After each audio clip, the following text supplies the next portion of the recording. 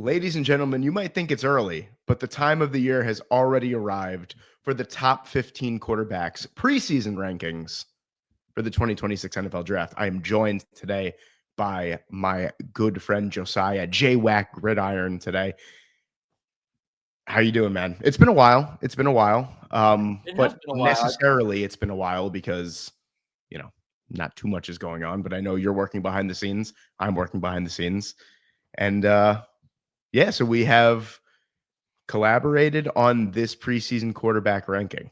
Yeah, this is going to be something we're going to be doing throughout the offseason, going through each of the position groups. So I'm really excited. We talked about doing something similar to this last year, and then you retired out of nowhere, came back.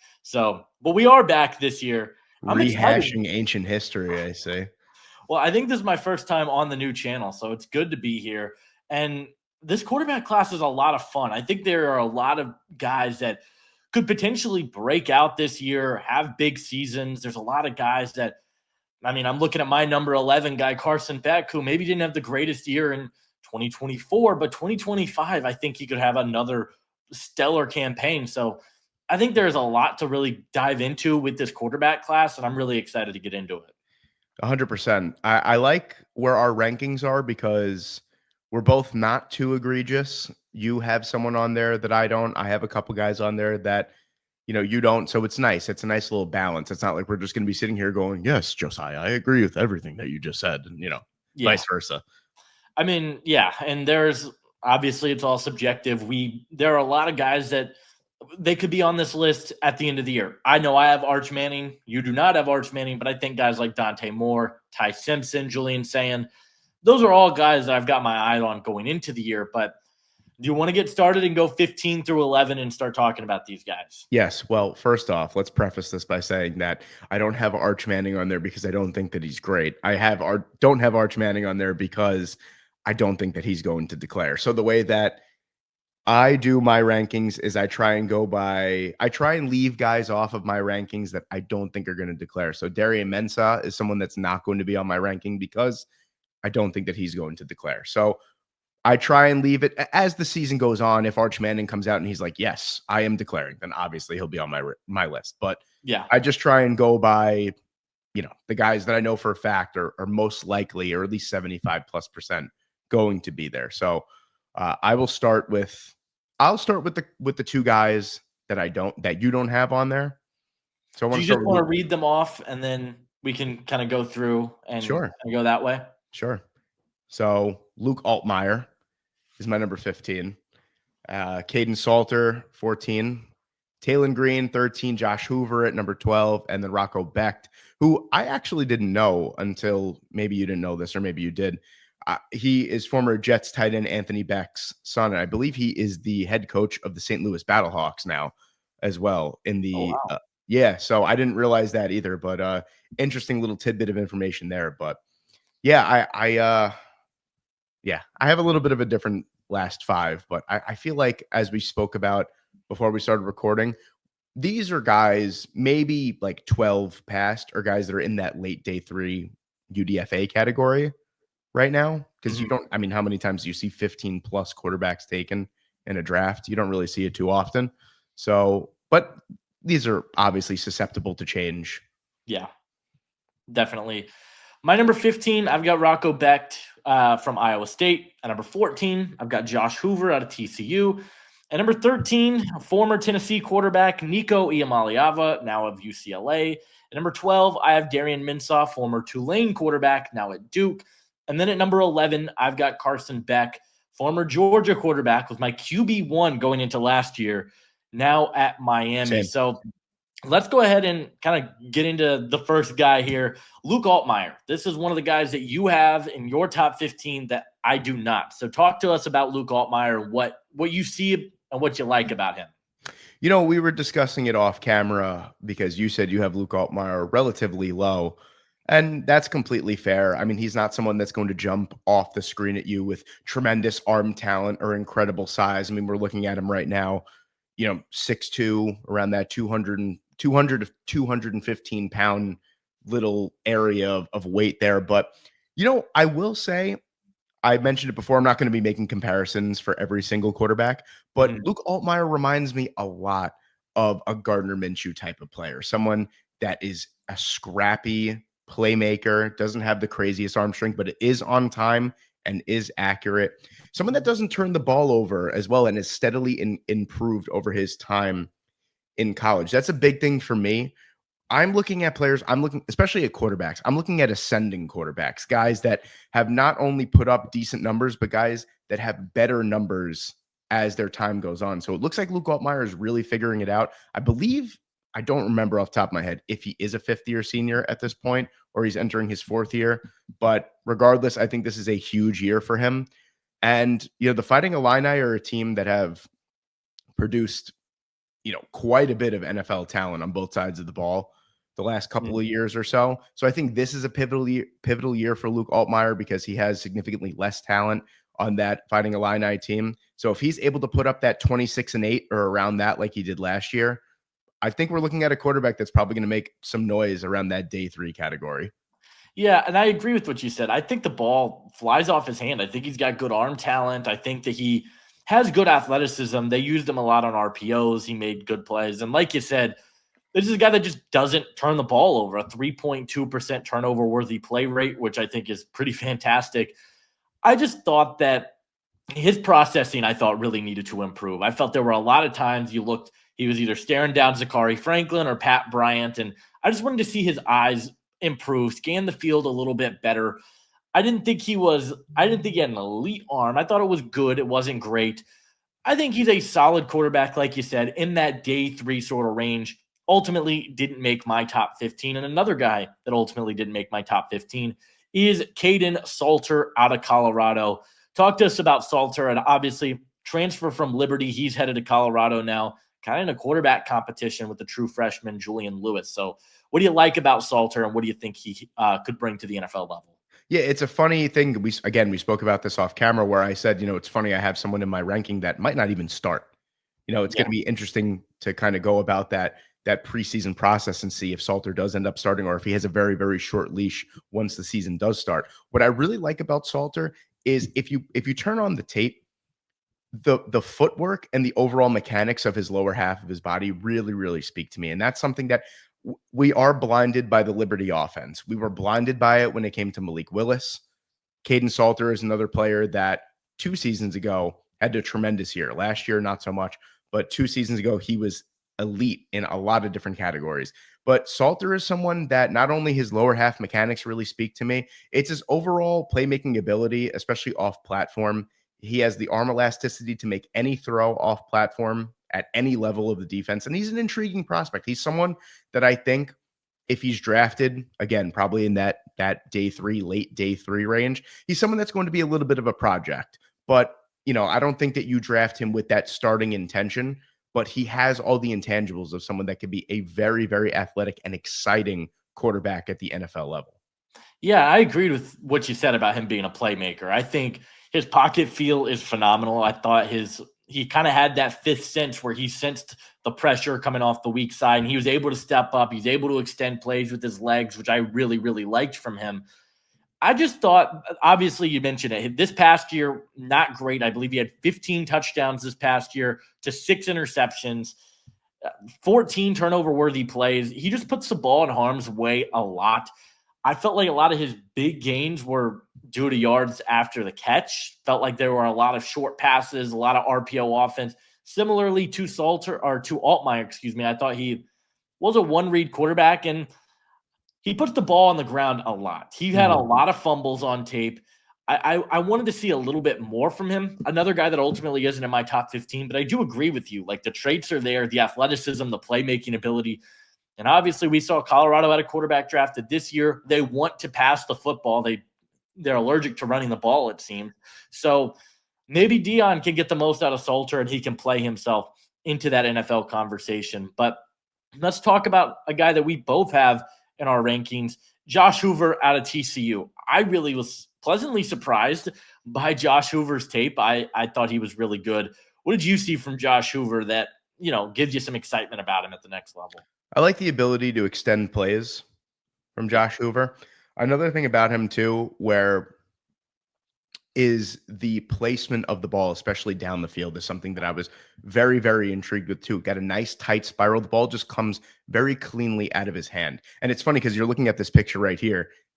No, not a single finger on the stitches, not on the laces of the football. It's really funny how, you know, when you get into the science of the way that a lot of these quarterbacks throw the football, it's actually thumb on the laces and nothing else, which is kind of crazy because, you know, as a football player growing up, you're always taught four fingers on the laces. But yeah, Hoover is someone that is, to me, I just loved his ability to extend the play, that feel, especially when the pocket collapses from the outside in. He's able to feel that, step up, keep his eyes downfield. And I mean, let's face it, it's kind of easy when you have Savion Williams on the field. Yeah. Doesn't have that. But someone that very quietly, I feel like, I don't know about you, throughout like 2025, I kept tabs on TCU, kept seeing his name, and I just didn't even think anything of it. I was like, okay, cool. This guy's their starting quarterback. And then you watch and you're like, wow, this guy didn't get as much notoriety as he probably deserved. Very good season last year. I'm looking for him to improve. Might have turned the ball over a touch too much. Yeah. But listen, with the type of offense that TCU runs, you're going to be susceptible to turnovers. That's just the nature of the beast. But Hoover's an exciting little player that, honestly, off platform too. You know, he made a lot of throws moving from, as a right-handed quarterback, moving out of the pocket to his left, made a lot of like weird arm angle throws going against the grain that I thought were very on time, very accurate. He's just really exciting. This is a guy that I don't think is going to make any crazy noise as like that, you know, guy that shoots up the board as time goes on, but he's a nice little quarterback that could potentially find himself at the back end of day two, like a Dylan Gabriel type of quarterback. But yeah, Hoover's is an intriguing prospect that I think as time goes on, he could probably crack that top 10 of the rankings. Yeah, I agree. I thought very similar to you. The arm elasticity and the variety of different angles he could throw the ball at, really, really impressive. He's got a really good arm, can connect to all three levels. I love the point you made about the ball placement. I think he's got a lot of traits that are there. He's listed at 6'2", 200 pounds, but he feels smaller than that. And that is a big reason. I mean, look at the picture. Huh? Yeah. Look at the picture. He's a small quarterback, and obviously I take that into account. And I did think he forced the ball into coverage far too often. You mentioned it. He had 11 interceptions this past year. They are a heavy air raid offense, so it is going to come with it. But, yeah, I really like Hoover. I think he's a better prospect than Max Duggan was a few years ago. I don't think he's in the league anymore. But I do think Hoover is a nice quarterback. He's in the Canadian Football League now. That's so strange. He was a Heisman finalist like 3 or 4 years ago. But, yeah, I like Josh Hoover. I think he can have a really nice year for TCU. Moving on, this is a guy that I have on my rankings that you do not. Darian Mensah out of Duke. And I'll say this. I think Duke I don't think people are giving Duke enough credit. I think they could be a very sneaky ACC contender, potentially college football playoff, because they had Malik Murphy at quarterback last year, who is not on my rankings. I think he actively held this team back at times last year. You bring in Darian Mensah from Tulane, who was one of the best quarterbacks in the group of five last year, had 22 touchdowns to 6 interceptions, almost 2,800 yards. He's a really good quarterback and a guy that the more I watch of him, the more I just really like him. Lightning quick release. The ball flies out of his hand. He's a great decision maker. I think he throws with anticipation. He reads the field really well. I think he is a guy, he kind of reminds me of Jordan Love in the way that he can throw the ball at a bunch of different angles. He's got a great arm. He can extend plays with his legs. I really like that about him. The pocket feel at times, I think, is pretty poor. I think he panics under pressure. And I do think he's going to have to improve his accuracy. There were some overthrows, some underthrows. He's just going to have to clean up on some of that stuff, be a little bit better with his timing. But I really like him. I think he's got the arm talent. I think he's a good athlete that they could use on design quarterback runs. And he's just a smart quarterback. He's a good processor. Obviously, he is coming up from the American Conference, and I think that's why you don't have him in your rankings. But if he ends up shining in the ACC, I think he could be a really interesting player that could potentially be a top 5 quarterback at the end of the year. I definitely think Mensah is that good of a player. Just need to see a little bit more from top tier competition, but a guy that I really, really like in this class.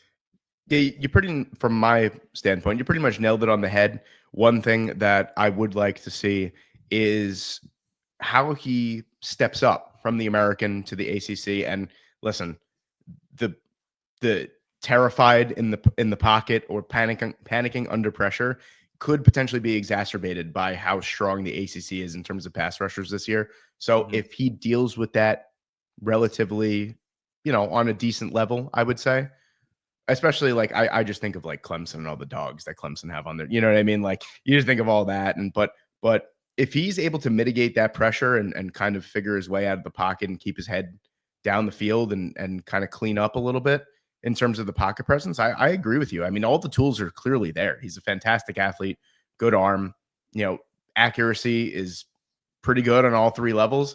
I think he's a very, very talented quarterback. The one thing I'm weary of is that move up to the ACC. And also, I think that could potentially take another year. Maybe it's a messy year for Darian Mensah, and he has to take another year. And that's completely okay. But I agree with you. I think Duke over 5.5 wins is like the easiest bet that you could take. I think they won like 8 games last year with Malik Murphy, and they're bringing back mostly their same team.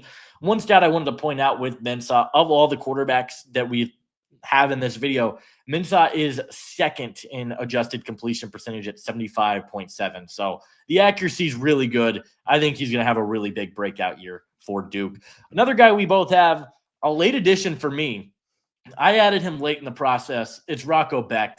And this is a guy that we both said I was familiar with Rocco Becht, kind of the osmosis of watching Jalen Noel, watching Jaden Higgins. So I was familiar with Rocco Becht.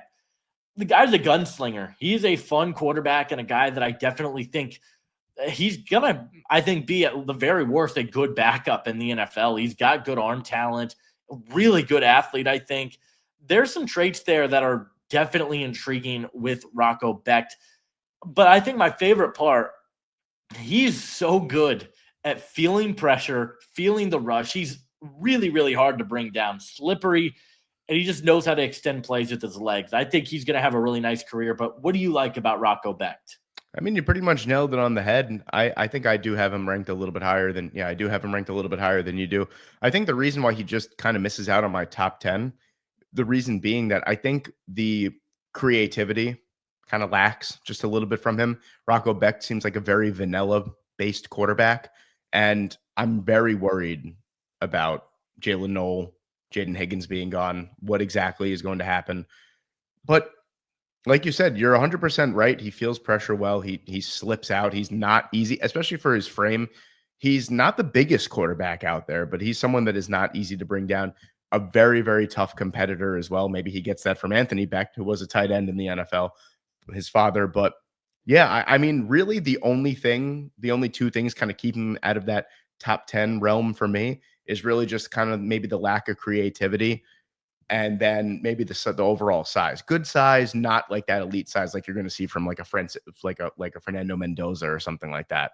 Yeah, I also thought his accuracy, despite playing with 2 great receivers, it could get cleaned up a little bit. There were some bad throws on tape, but like I said, I got him at number 15. I think you've got him at number 11. So I definitely think Rocco Becht can, make a name for himself and be a nice player. So that's it for 15 through 11. Let's take a look at number 10 through number 6 here. Some interesting names. Number 10, I've got Taylon Green out of Arkansas. At number 9, bit of a shocker here, I got Drew Aller out of Penn State. And then probably another one, I'm pretty low on Garrett Nussmeier out of LSU. I've got him at 8. Sam Levitt, I've got at number 7 out of Arizona State. And then Fernando Mendoza out of Indiana, I have at number 6. So read us your 10 through 6. At 10, I have Carson Beck. At number 9, I have a different way of saying it just because that's the way I read. If you guys are fans of this channel or, I know Josiah knows me well, I butcher. I can't tell you how many names, but I'll always preface it by saying, so I say Nico Ayamalieva. That's how I say it. But Sam Levitt at number 8 for me, Drew Aller at number 7. So not too far off the beaten path with you, him at number 9. And then I have John Mateer for Oklahoma as well at number 6. Huge fan of that man. But yeah, let's get into it here. I know that there's going to be some discussions here. I think I had Taylor Green a little bit lower than you. Yeah, I think, let me pull this up here. I have it think right here. I think I had Green, him at 13 or 12. yes, it looks like he's at 13 for you. So Yes. I'll start on Taylor Green. I'm a little bit higher on him than you are. I mean, all the traits that you could ever want in a quarterback, Taylor Green has. And that's kind of it at this point. He's 6'6", 230 pounds. He's huge. I think just the footwork, I think, is really solid. Absolute cannon of an arm. I thought that he played well out of structure, can buy time with his legs, which is one of the biggest strengths of his game. He is one of the best running quarterbacks.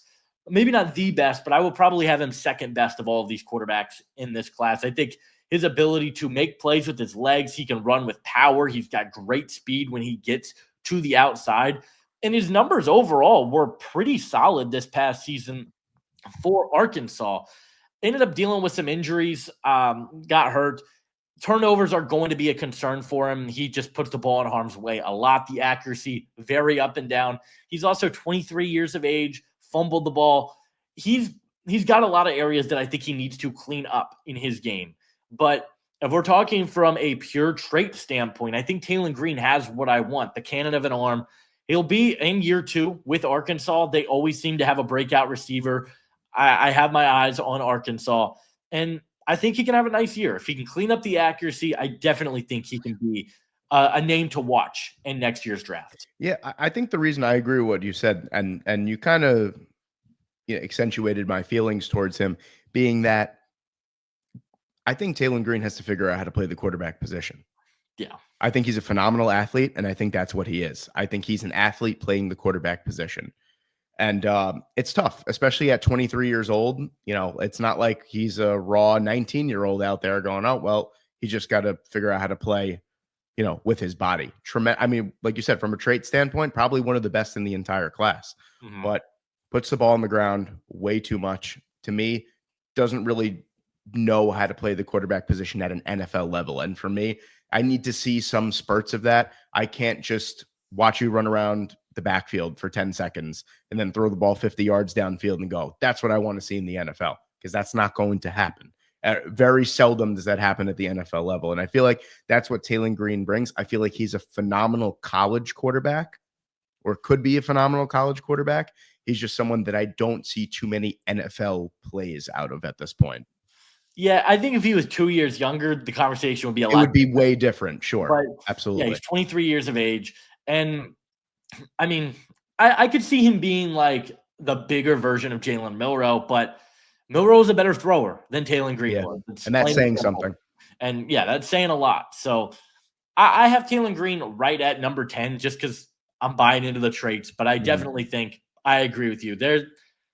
This could be very similar to like Donovan Smith last year, who didn't get drafted and was an abomination for Houston last year. So moving on to Nico Iamaleava. So as a Tennessee fan, this one's a little tough, but I'll let you take the reins here. Talk to us about what you like and what you don't like about Nico.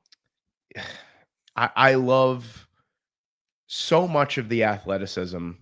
I love the arm talent. I love the ability to extend the plays. I love the fact that you can get so much dual threat out of him too. I love that, he's just got the intangibles, the body, the ability to be that true dual threat guy at the NFL level.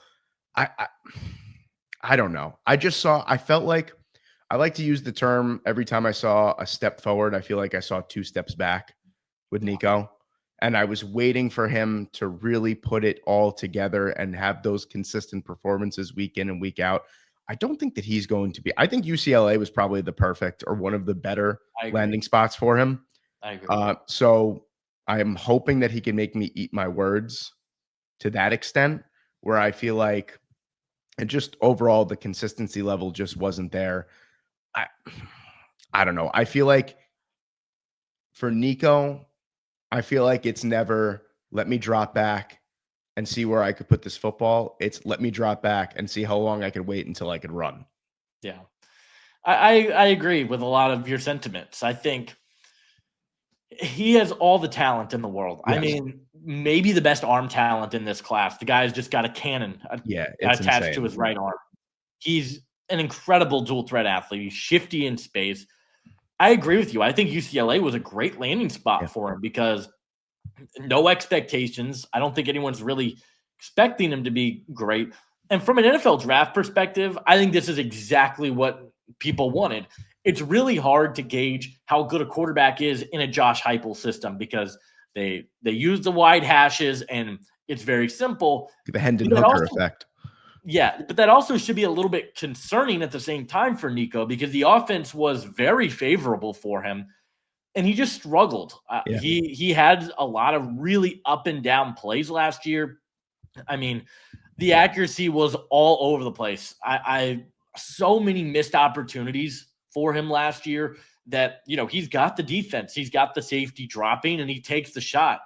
He's got to be more consistent, but again, it's really hard to just forget about the traits. And I think he's going to have a good year for UCLA. I do. I think he'll be good. I agree. We'll see if he comes out of next year's draft class. I expect he will, but you never really know. But I've got him just outside my top 10 because the accuracy does scare me. And I thought the footwork was really, really bad. I think he throws off of a flat base far too often, and that's going to have to get cleaned up. But definitely a name that you guys should be familiar with, and I think most people are familiar with at this point. But yeah, I've got him, I think, at number 13, and you have him at number 9.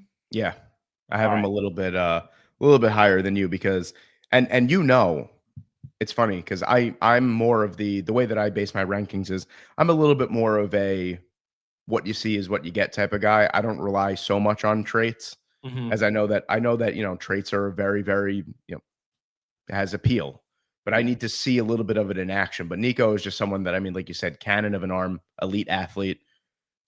You can't ignore that. I mean, this is how I felt about Jalen Milroe a couple seasons ago, where I was like, I can't ignore the fact that this guy could probably throw 80 yards standing flat-footed. Yeah. So, absolutely. I just like to see the ball go far, essentially. Fair enough.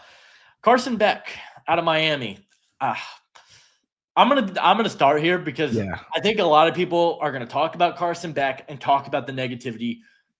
I think I want to talk about the circumstances. Not that I want to make excuses for Carson Beck.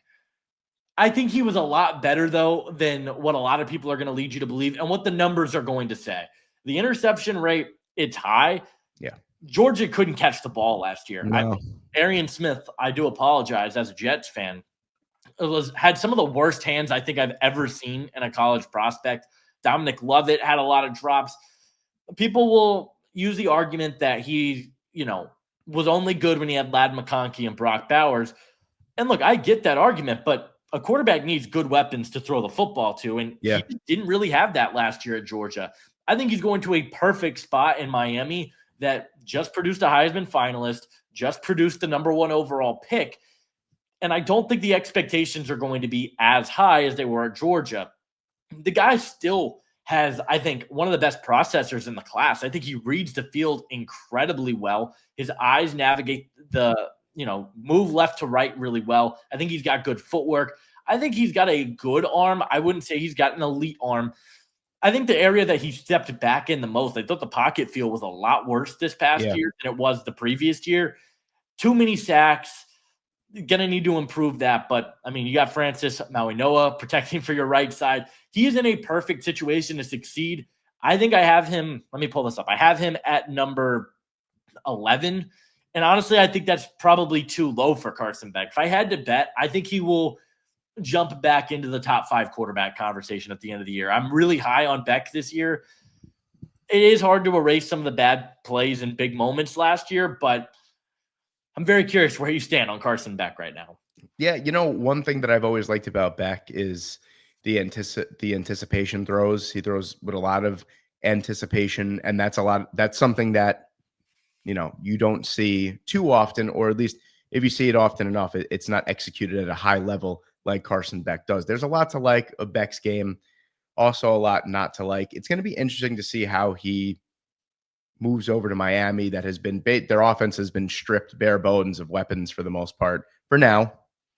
Xavier Restrepo's gone, Elijah Arroyo's gone, Damian Martinez as well. It'll be a little bit tougher for Beck than it was for Ward because, I mean, Cam Ward stepped in and was the best quarterback in the country quite easily. And Yeah, honestly, I feel like if Beck stepped into the same situation last year, he'd I agree. probably be dang close to at least the top three. So, like you said, weapons definitely make, I shouldn't say make or break a quarterback, but it definitely helps having weapons for sure. But Beck is someone that you, as well as I, had as their number one quarterback last year, going into it at least. And that's really saying something about the class. But Beck is someone that I think he's going to be that. Him and Garrett Nussmeier are close for me in the way that I just feel like at the next level, at the very least, they're not going to be able to use their legs really at all. I Yeah, don't think Beck is going to be someone that's going to be, dancing around the backfield, avoiding sacks. That, like you said, the pocket presence lacked quite a bit. I don't know if it's lack of focus or not, but I'm hoping that Beck gets his NIL money here and he just kind of focuses on football because, with the girlfriend and the cars and the way that he handled himself at Georgia, seemed like his mind, at least going into last year, was off of football. It wasn't purely on football. So if he can get himself focused, he has more than enough talent to be in that top 5 discussion yet again.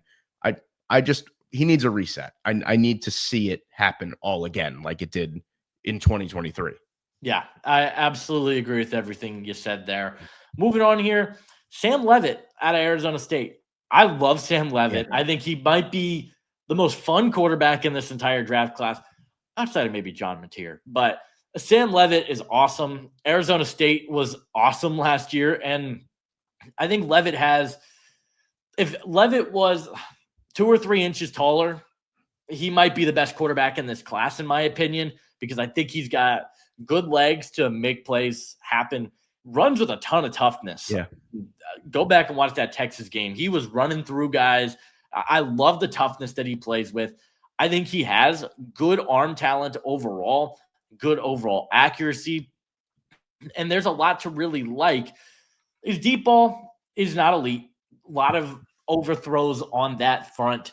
Not the biggest guy, and I do think he's going to need to improve his processing. He was Yeah. staring down reads for way too long, but the guy can escape the pocket.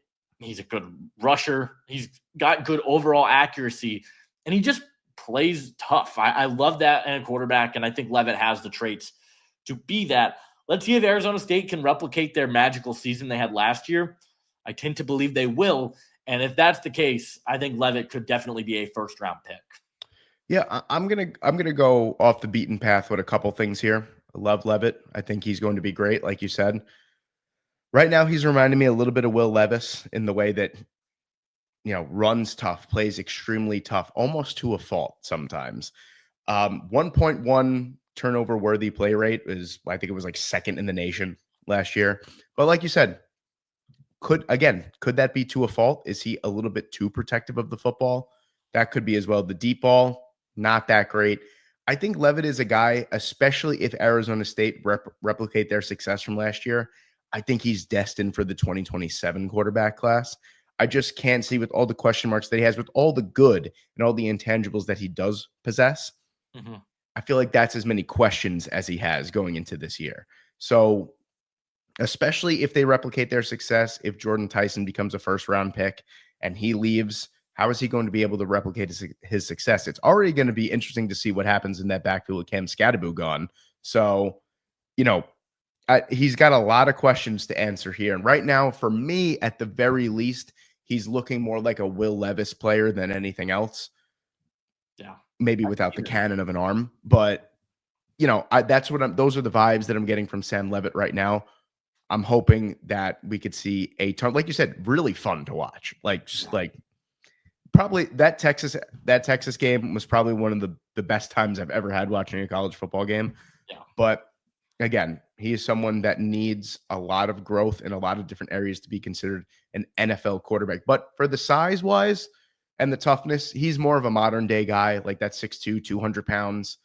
That's really what you're going to be seeing, or 6 foot, 6'1", 6'2". I think size is mattering less and less as time goes on in the NFL. So the size doesn't concern me as much as maybe it would have 5 or 6 years ago. Yeah, fair enough. Now we're going to get into, I think, one of the more controversial opinions that we both have. Drew Aller. I just don't see it. I Yeah. talked about it in my Penn State deep dive. I talked about it last year. There for every good play Drew Aller makes, he makes 3 infuriating ones. And he's one of the most frustrating quarterbacks to watch. Just a complete change of tone from where we just were with Sam Levitt. Yeah. He has way better traits than Sam Levitt does. The arm talent is phenomenal. I think when he does get out and run, it's very rare. He's a good runner. He's got a cannon of an arm, excellent size. He just cannot throw the football accurately, I feel like. Some of the easiest throws you're going to see any quarterback in this class make, check downs, he misses it. And, I'm going to make an analogy here, and it's going to pain me, but it looks like Anthony Richardson at times. He can't hit the easy passes, but some of the other throws he makes, I think there was a wheel route in the Oregon game to Tyler Warren where he puts that ball on a dime. Yeah. And you're like, that's the stuff we want to see more consistently. And then like 2 plays later, he's throwing the ball into the dirt 3 feet in front of him. He's going to need to clean that up. I think the footwork as well, very flat-footed. Yeah. Does not feel pressure well, really at all, I don't think. The upside is there.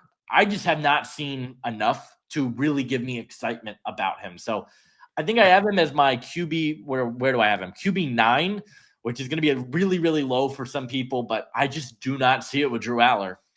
Yeah, I'm in the same wavelength as you here with Aller. If you just put silhouettes on a screen and showed me size, I'd probably say, well, Aller's going to be your best quarterback in the class. Size-wise, into cannon of an arm. The intangibles are all there. The guy is athletic for his size. Like you said, I can't really say it any better than you said. I just got to see him put it together at this point. Yeah, and he's in a good offense. I mean, Andy Kotelnicki, they run a good offense. His turnover-worthy play rate was really good this year. He definitely limited the turnovers. He's got to be more accurate with the football. That's what I want to see. We'll see if he's able to do that. But moving on here, we got our 5 through 1s here. So I'll let you read 5 to 1, and then I'll read my 5 through 1. All right, 5 to 1. I have Nuss. I have Garrett Nussmeier at number 5. At 4, I have Sawyer Robertson from Baylor. 3, I have Lenoris Sellers from South Carolina. 2, I have Fernando Mendoza from Indiana. And at 1, I have Cade Klubnik from Clemson. My number 5, I've got John Mateer out of Oklahoma. That'll be a very fun conversation. Number 4, I'll have Arch Manning out of Texas. At number 3, I've got Cade Klubnik out of Clemson. At number 2, I've got Lenoris Sellers out of South Carolina. And maybe the shocker of the video, I've got Sawyer Robertson out of Baylor as my number 1 quarterback. But let's talk about John Mateer. We talked about it with Sam Levitt.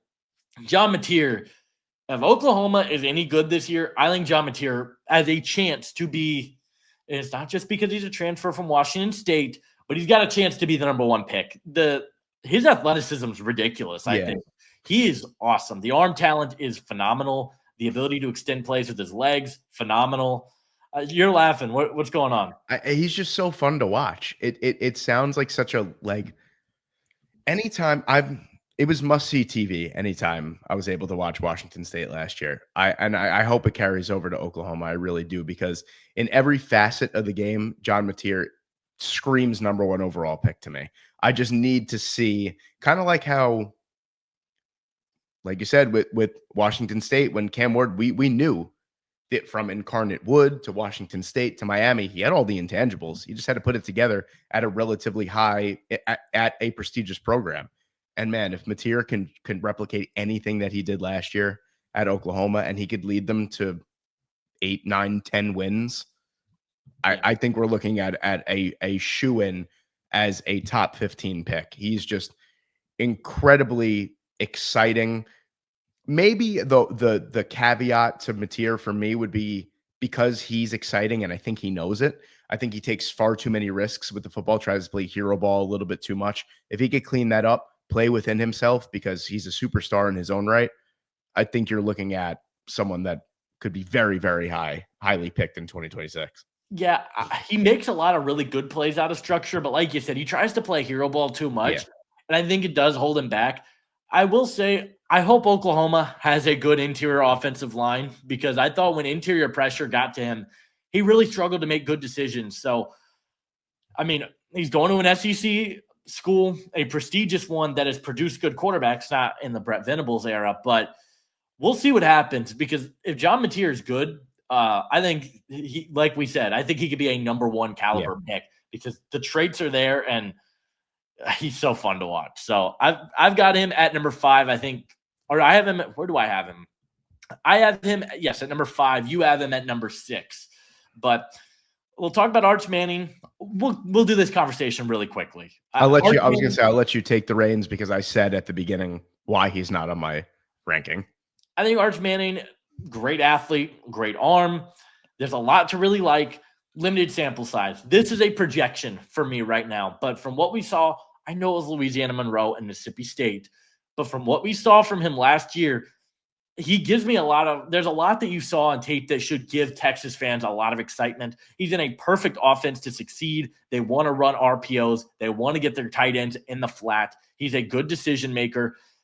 Can he not put the ball in harm's way as much? He does try to force into tight coverage, had some interceptions last year as a result, and he's going to have to improve his footwork. He threw off of a flat base a lot in the limited snaps that he got, but like I said, this is a projection. We'll see what happens with Arch Manning if he even declares.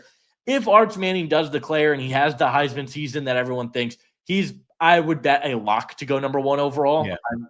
But obviously, it's up in the air, and we have really no idea. So don't want to spend as much time on Arch Manning as we did some of the other quarterbacks, but definitely wanted to bring his name to the table here. But let's talk about Garrett Nussmeier now. I think I'm probably going to get killed by LSU fans, to be completely honest, because I have him at number 8. I wasn't really high on him last year. I know that they really went out and they overhauled this offense. I mean, you didn't really need to do too many overhauls because LSU always has weapons, but they bring in Barry Brown. They bring in, who did they bring in? The other receiver in the portal. Nick Anderson. Yes, they bring in Nick Anderson. Thank you. He's got weapons at his disposal.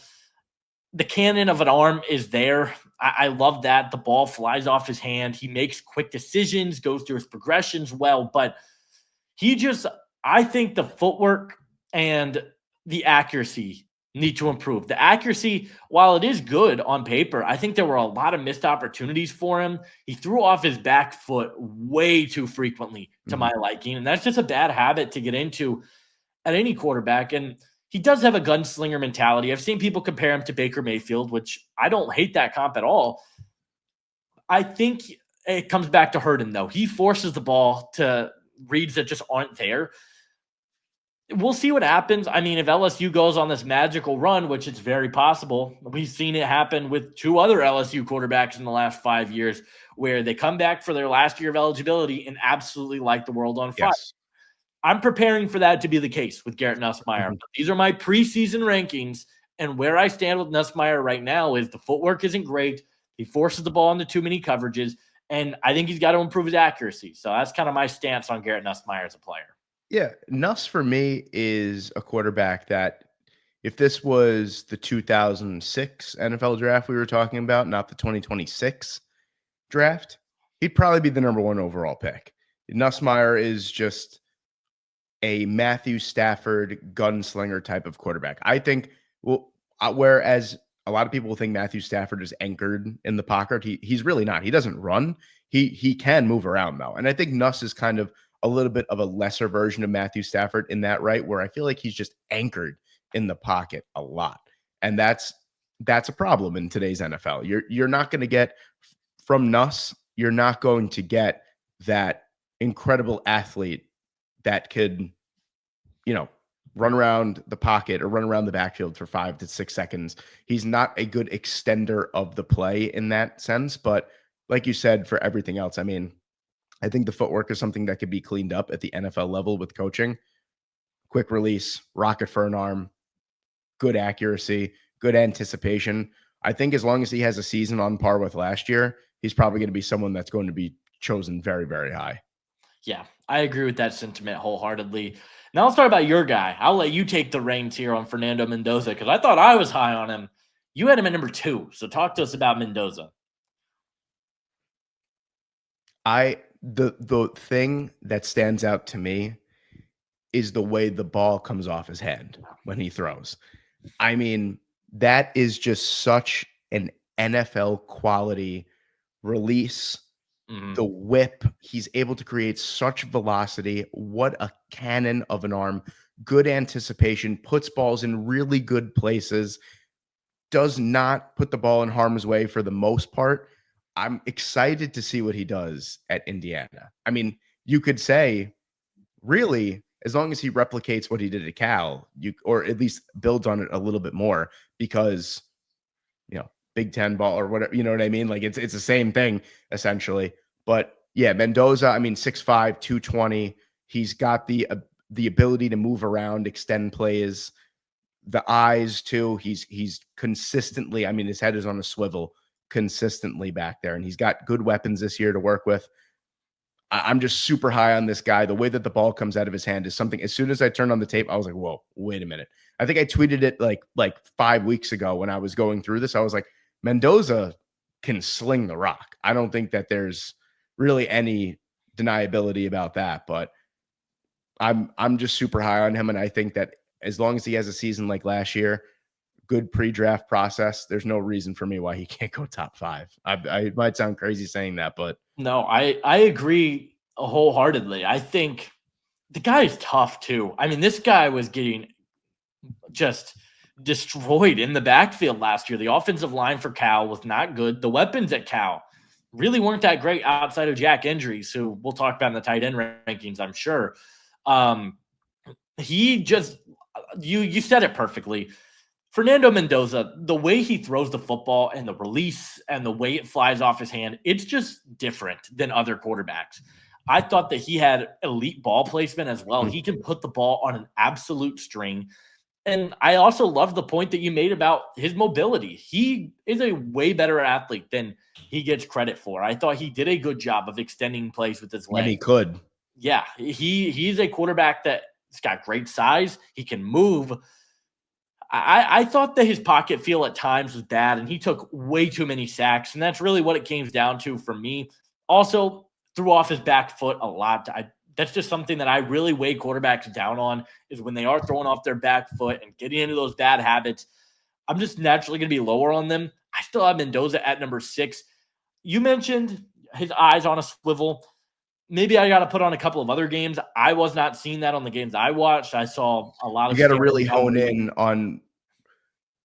At first, it wasn't that was something, but then you dive deeper on it and you realize that the reps where he does have 2, 3, 4 seconds to Yeah. throw the football, he's really reading through his progressions very well. It's just like you said. I mean, you're gonna be gun shy when you get sacked as many times as he did. So Yeah. I kind of gave him a little bit of a pass when it came to that. I'm hoping that Indiana, helps him with that. And I mean, just a wonderful landing spot too with the Hoosiers that Yeah. are on the rise as a program. He's got Elijah Surratt, who is always open, so he's going to have a number one target right out the gate. The offensive line for Indiana is bringing everybody back, and they've got a couple of guys that are going to get drafted highly on that line. So I expect Mendoza to break out again. I got him at number 6, and I think he can be a lot higher than that at the end of the year. Let's talk about Lenora Sellers, another just alien at the quarterback position. I'm just going to say one thing, Go for it.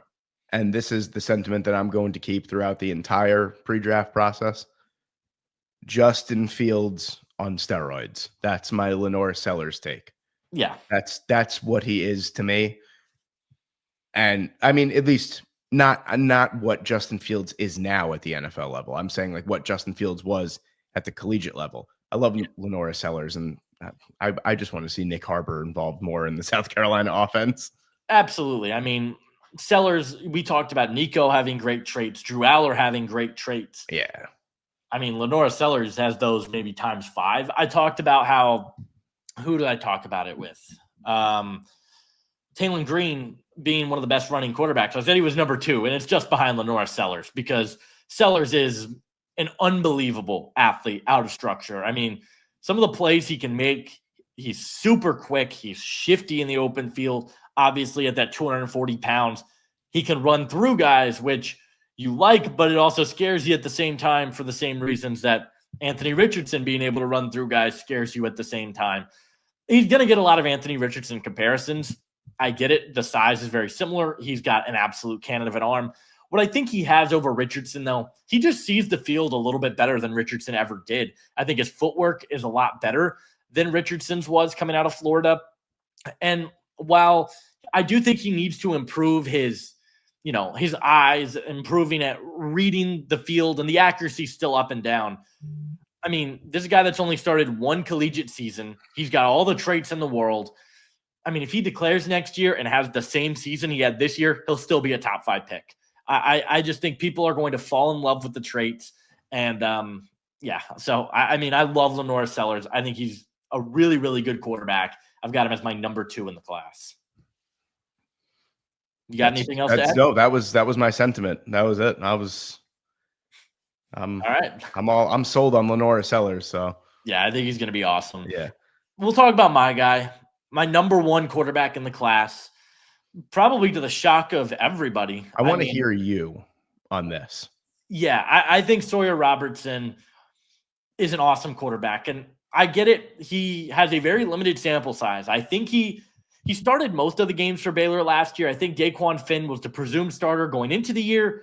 He ended up getting hurt, and Sawyer Robertson took it, and he's not looking back. I mean, Sawyer Robertson is 6'4", 220 pounds. He's got the size. But what I absolutely love about him, his pocket presence, and I just think his ability to go through his progressions and hit every throw on the field. I think he's got an absolutely incredible arm. He can hit balls at all 3 levels of the field. Was incredibly accurate with the football this past year. His adjusted completion percentage, 68.8. It's lower than you typically see. Mm-hmm. But I think he is an overall pretty accurate guy. I thought the deep ball accuracy is where I had my most concerns for his accuracy. But he also, I don't think people really give him credit for being a good athlete. There was a play where he split 2 defenders as a runner and just kind of ran up the middle of the defense.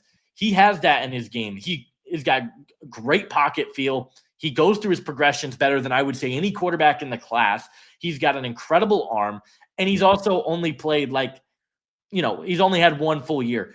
If he replicates the season he just had, I mean, I think this guy is going to be talked about as a first-round pick. And I think people are already starting to talk about Sawyer Robertson in that light, because a guy that wasn't being talked about a couple of months ago, now people are like, well, Baylor should be a top 25 team.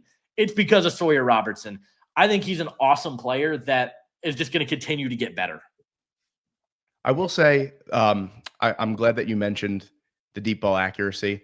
One thing that does concern me is I think that he has a fantastic arm, and he knows it.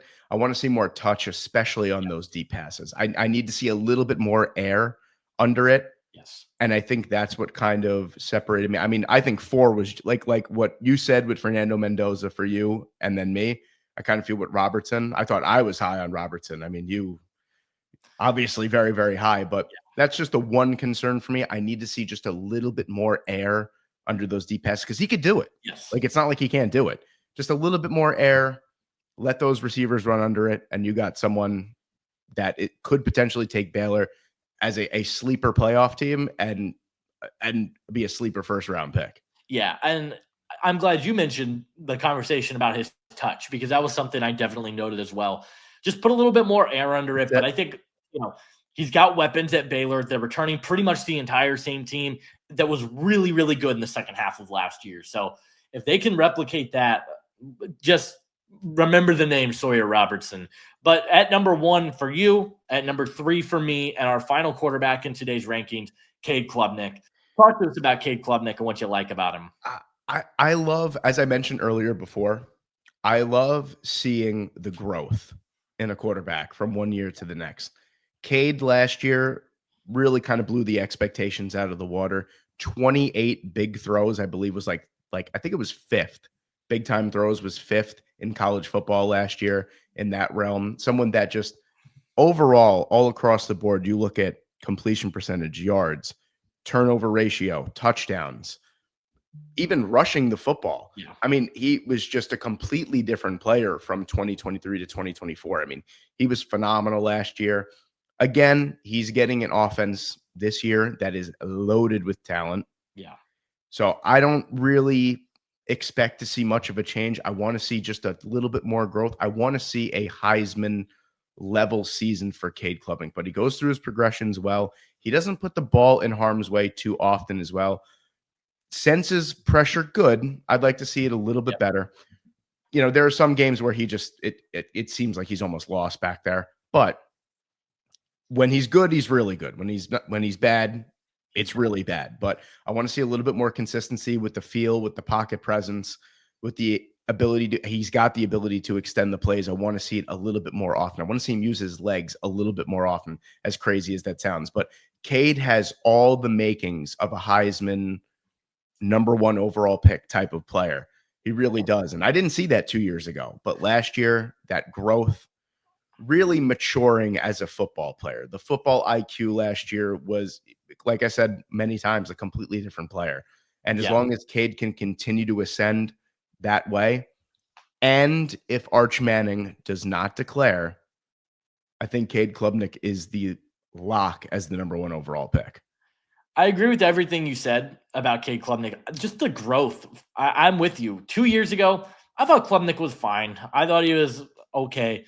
Underthrew everything, it seemed like. But this year, he played with confidence. His timing was better. Like you said, the pocket feel wasn't always great. I thought his blitz recognition was pretty poor. When teams just brought a fifth guy, he just did not know where the pressure was coming from. Now, one thing I'll give him, I don't think that Clemson offensive line is very good. I think outside of Blake Miller, who I really like, they just don't really have a lot of great protection up front. But he's got all the weapons that you could want in Bryant Wesco and TJ Moore and Antonio Williams. They've got weapons. He's got a good arm. He can make plays with his legs, and he's accurate. He just, I think I was watching the Texas defense getting started for my deep dive series. And I turned on their game against Clemson. His ability to throw up the seam, I think, is better than any quarterback in this class. It's pretty incredible, the timing he has on those throws. And yeah, I'm with you. I've got him as my number 3 quarterback. Betting on the traits of Robertson and Sellers a little bit more, but I'm with you. If Klubnik is a Heisman guy, he could easily be quarterback 1. Before we wrap this up, though, who are some guys that just missed the list for you as honorable mentions? You know, I feel weird going back to last year, but guys like Preston Stone, Noah Fafita, those guys that, you know, kind of disappointed last year. Stone was kind of a, you know, Kelvin Jenkins was one that just missed for me too. I also don't think he's going to declare, but I feel like Preston Stone got a really bad go of it last year, got injured, kind of lost his starting spot, and that was really it. And now he's at Northwestern. Don't really know if that offense caters to him. Don't know if we'll really see him in that realm of a top 15 quarterback, but he was someone that his traits I really liked, and his film I was always a fan of. There's just, you know, a couple guys here and there that just miss out. Fafita, like I said, again, I would love to see him get like a little bit of a resurgence and kind of make his way back in here because he does have talent. We were both very high on him last year. So it's going to be interesting to see how the Arizona season plays out. Incredibly disappointing last year. What about you? I've got a few guys. Miller Moss, formerly of USC, now at Louisville. I really like him. I thought Beck just had a little bit better arm talent, and it was kind of between Beck and Moss for me for my number 15 quarterback. Aiden Childs at Michigan State, I really like. I think he's a great athlete.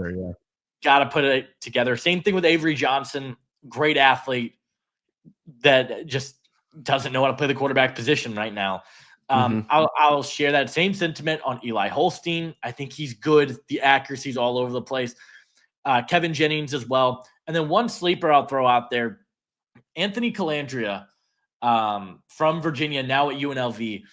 If UNLV has another successful season with his dual threat abilities, I think he could definitely sneak into the top 15. I think he had a pretty solid year at Virginia and is a guy to keep an eye on. But that's going to do it for our first positional rankings of the offseason. So we've got to come in for all the other position groups. We will try and keep a relatively consistent schedule with these uploads. But Appreciate all of you guys for watching. Be sure to hit that like button, subscribe if you are new. We'll see you guys in the next one.